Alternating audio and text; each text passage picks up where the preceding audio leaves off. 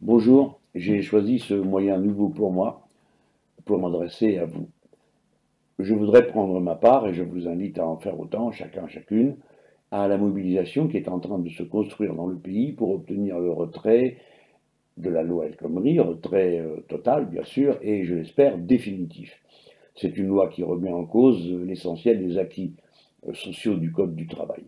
Et du coup, j'entends ici ou là qu'on dit ah ben oui, ben c'était des acquis pour une autre période et maintenant ce n'est plus possible. Bon, premièrement, ces acquis, souvenons-nous qu'ils n'ont jamais été concédés. Ce ne sont pas des faveurs qui ont été accordées aux salariés un jour de bonne grâce du grand patronat et des gouvernements de ce pays. Ce sont des choses qui ont été arrachées par la lutte et au prix de souffrances considérables dont il a été prouvé ensuite qu'elles étaient non seulement justes socialement, mais efficaces économiquement. Parce que quelqu'un qui ne se tue pas à la tâche, quelqu'un qui a le temps nécessaire pour récupérer, avoir des loisirs, s'occuper de sa famille, est plus productif, plus efficace, plus créatif au travail et souvent plus heureux dans le travail que quelqu'un qui est traité comme un forçat, rivé à son travail pendant 10 heures et des heures et dans des conditions qui sont absurdes, car pendant 12 heures de travail d'affilée, toute la vie, toute la semaine, très vite, on s'épuise, on se rend malade, on a un niveau de productivité qui baisse, et sur le plan humain, c'est un gâchis considérable. De la même manière, je ne sais pas quelle créature étrange a inventé dans un bureau que on pouvait réduire ou fractionner les 11 heures de séparation qu'il y a entre deux journées de travail. Vous entendez ça? Fractionner. Alors qu'est-ce que ça peut bien vouloir dire? Un jour, vous n'aurez que 8 heures de séparation, une autre fois, ce serait 5, et puis le rab viendrait à un autre moment dans la journée. Par exemple, on vous garderait tard le soir, et puis vous auriez des coupures en pleine journée, ce qui est déjà le cas pour certaines professions. C'est ça leur but, leur manière de voir l'existence. Comment les gens vont-ils faire s'ils n'ont pas ces 11 heures de coupure pour s'occuper d'eux-mêmes, pour s'occuper de leur famille, pour remplir leurs devoirs de parents ou leurs affections de couple? Comment tout ça est possible? Ils ne se sont pas posé la question.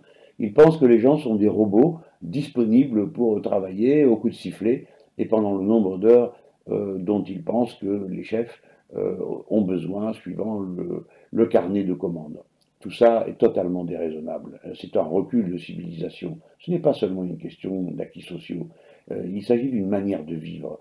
Il s'agit de la façon avec laquelle les familles, les couples, les amis peuvent profiter de la vie. Le but de l'existence n'est pas de se consacrer matin, midi et soir et toute la nuit et toute la journée au travail.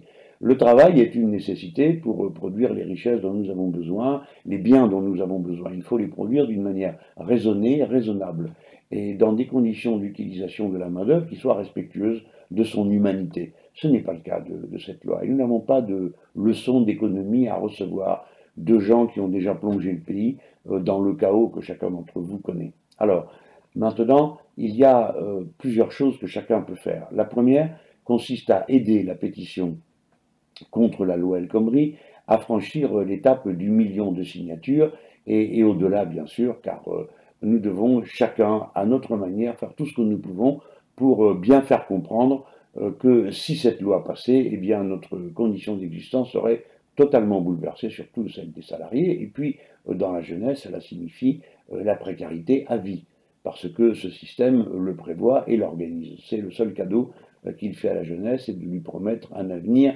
pire que celui de ses parents et pire que celui qu'elle vit déjà. Donc, premièrement, signons. Deuxièmement, préparons-nous le 9 mars à être présents à l'appel des organisations de jeunesse, des syndicats et des mouvements de citoyens. Faisons-le de bon cœur, venons chacun d'entre nous avec notre pancarte, mettons peut-être un petit mot dans les boîtes aux lettres des voisins pour les inciter eux aussi ce jour-là à avoir de l'initiative et des idées, pourquoi pas mettre à son balcon un drapeau, si on ne peut se joindre soi-même au rassemblement. En tout cas, faire quelque chose qui signale que l'on est solidaire de cette action. Et puis, comme vous le savez, il y aura sans doute une mobilisation à la fin du mois de mars. Et chacun d'entre nous, là aussi, doit préparer ça très activement. Je pense que nous pouvons obtenir le retrait de cette loi et ce sera une très grande humiliation que nous aurons infligée à ce gouvernement qui le mérite largement compte tenu du nombre des humiliations que lui fait subir au quotidien à tous les gens qui essayent de vivre tout simplement dignement et honnêtement.